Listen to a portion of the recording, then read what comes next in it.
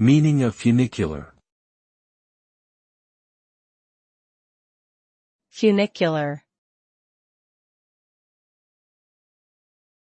Funicular. Funicular. Funicular.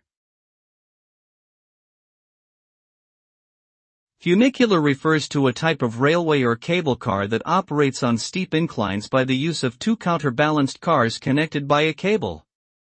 This system allows the cars to ascend and descend hillsides with ease and is often used in mountainous regions as a means of transportation for tourists or residents.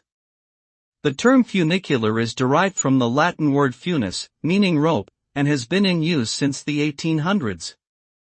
Funiculars are commonly found in cities such as Hong Kong, Lisbon, and Barcelona, as well as in popular tourist destinations like the Alps and the Andes.